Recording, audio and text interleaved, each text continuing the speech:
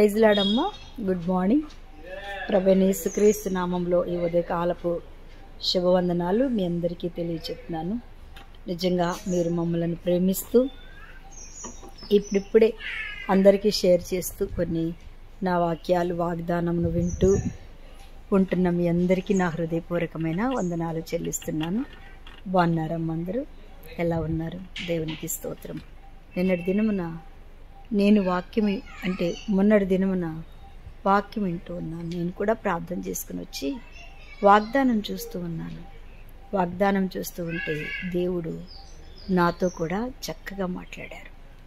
నిజమే, ఒక్కోసారి మన సొంత మాటలు మాట్లాడితే మనకేమనిపించదు, కానీ వాక్యం వింటున్నప్పుడు, ఆత్మతో వింటున్నప్పుడు, ఆత్మతోటి దేవుని యొక్క వాక్యాన్ని మనం వింటూ ఉన్నప్పుడు దేవుడు చక్కగా అద్భుతంగా అందులో నుంచే మనతోటి ఎక్కడో ఒక చోట ఏదో ఒక మాట మనలను ఆకర్షిస్తుంది కదా.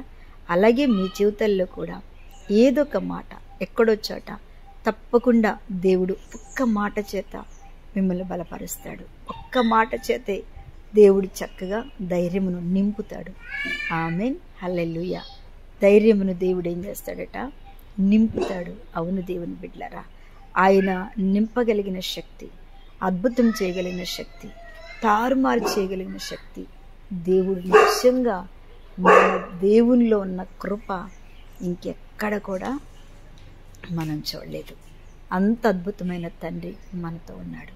ఒక ఆమె నిన్నటి దినమున నేను ఒక స్థలానికి వెళ్ళినప్పుడు, అక్కడ ఒక ఆమె వచ్చింది ప్రార్థన చేయించుకోవడానికి.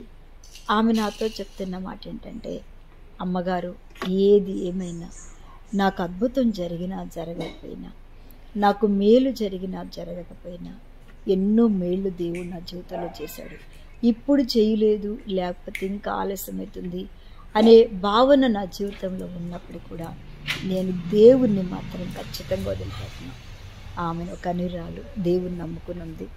నేను దేవుణ్ణి మాత్రం ఖచ్చితంగా నేను వదిలిపెట్టను అంటుంది. అందుకే దేవుని బిడ్డలారా, మరియు నిజంగా దేవుడు ఆయన అంటున్నాడు, ఏ సమయంలోనైనా నేను దేవుణ్ణి మాత్రము విడిచిపెట్టను. ఆమె యొక్క విశ్వాసాన్ని చూసిన తర్వాత నేను చాలా ఆనందపడిపోయాను. దేవునికి స్తోత్రం కలుగును గాక. ఆయన అంటున్నాడు, నిజంగా మీ యందు నేను ఆమె విశ్వాసం చూసిన తర్వాత నేను అద్భుతముగా మార్చబడ్డాను అంటుంది. ఆమేన్, దేవునికి స్తోత్రం కలుగును గాక. ఎంత అద్భుతమైన మాట, ఎంత అద్భుతమైన కార్యము. అందుకే అంటున్నాడు, దేవుని సన్నిధిలో మనం అడిగే ప్రతిదీ కూడా ఆయన మనకి తప్పకుండా సహాయం చేస్తాడు. ఈరోజు మత్తయి సువార్త 7వ అధ్యాయం 7వ వచనంలో ఒక చక్కటి మాట ఉంది కదా. చెప్పండి, ఏ మాట అది? 7వ అధ్యాయము 7వ వచనంలో, అడుగుడి మీకు వేయబడును. దేవునికి స్తోత్రం. చక్కగా చెప్తున్నాడు, అడుగుడి మీకు వేయబడును, వెదకుడి మీకు దొరుకును, తట్టుడి మీకు కదా. ఈరోజు దేవుడు మనతో చేస్తున్న వాగ్దానం, మీకు అడిగితే ఇస్తా, మీకు వెతికితే దొరుకుతుంది, మళ్ళీ మీకు తడితే తీస్తా. అసలు ఏంటిది? దేవుడు ఎంత అద్భుతంగా మాట్లాడుతున్నాడు. మీకు అంటే మనమంటే దేవునికి ఎంత విలువ చూడండి, మనమంటే దేవునికి ఎంత అద్భుతమైన ప్రేమ చూడండి. అందుకన్నాడు, మీకు మీ కుటుంబానికి, నీ పిల్లలకి, నీకు నేను అద్భుతమైన అడుగుతున్నావా? నిజమే. బైబిల్లో చూసుకున్నట్టయితే ఎంతోమంది ఎన్నో అడిగి దేవుని దగ్గర పొందుకున్నాడు కదండి. యాయీరు అడిగాడు కదా, అయ్యా నా కుమార్తె సావసిద్ధంగా ఉంది. నిజమే, నా సావసిద్ధంగా ఉంది అయ్యా, నీ కనికరమైతే, నీ చిత్తమైతే నా కుమార్తెని బ్రతికించమని యాయీరు దేవుణ్ణి అడుగుతూ వచ్చాడు. నిజంగా మనం కూడా ప్రతిరోజు దేవుణ్ణి అడుగుతున్నాం. ఈ వాక్యం వింటూ వాగ్దానం కొరకు ఎదురు చూస్తున్న దేవుని బిడ్డ, ఏది అడుగుతుంటే జరగట్లేదని బాధపడుతున్నావా? ప్రభువే చెప్తున్నాడు, అమ్మా నువ్వు అడుగమ్మా, అమ్మా నువ్వు వెతుకు, దొరుకుతుంది. దేవుని స్తోత్రం. వాగ్దానం ఆలస్యమైందని, కార్యం ఆలస్యమైందని నెమ్మదిగా అడుగుతూనే ఉండు, వెతుకుతూనే ఉండు, తట్టుతూనే ఉండు. తట్టడం అంటే పద్దాకెళ్ళి తలుపులు తడితే వాళ్ళు విసుక్కుంటారు కదా. పద్దాకెళ్ళి తలుపులు తడితే ఏమనుకుంటారు? మనుషులు అనుకుంటారు, కానీ దేవుడు అనుకోడు. అమ్మ పద్దాక నా తండ్రిని అడిగితే ఏమనుకుంటాడు? పద్దాక నా తండ్రికి వెళ్ళి అడగాల, ఆయనకు విసుకొస్తుందేమో, ఆయనకు కోపం వస్తుందేమో అనే వ్యక్తి మన దేవుడు కాదు. అందుకని తట్టు నీకు తీసే వరకు, నీకు ఇచ్చే వరకు, నువ్వు పొందుకునే వరకు దేవుడు అంటున్నాడు తడుతూనే ఉండు కదా. ఆమె ఏం చేసింది? మత్తయి సువార్త, లూకా సువార్త 18లో విసుకక ప్రార్థన చేయాలి. దేవునికి స్తోత్రం కలుగును గాక. ఆమేన్, హల్లెలూయా.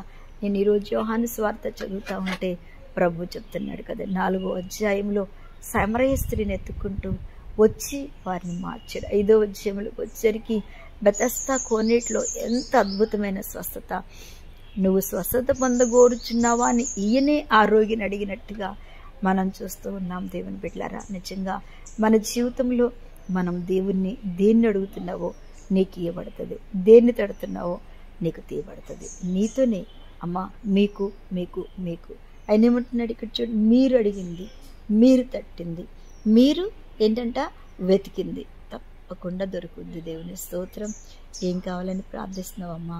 అయ్యా ఏమడుగుతున్నావు? దేవుణ్ణి చెయ్యట్లేదని బాధపడుతున్నావా?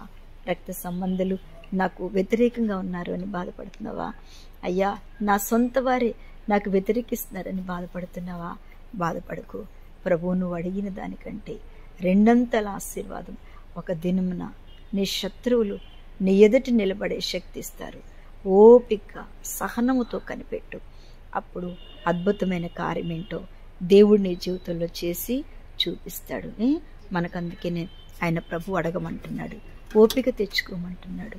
ఒక్కోసారి మనం కొన్ని సంవత్సరాలైనా అది జరగదు అనుకుంటాం, కానీ జరిగే రోజు ఖచ్చితంగా ఒకటి మన మధ్యలో ఉంది. అదే మన ప్రభుని యేసు మన జీవితంలో తీయబోతున్నాడు, ద్వారాలు తెరవబోతున్నాడు, ఆశ్చర్యకార్యం చేయబోతున్నాడు.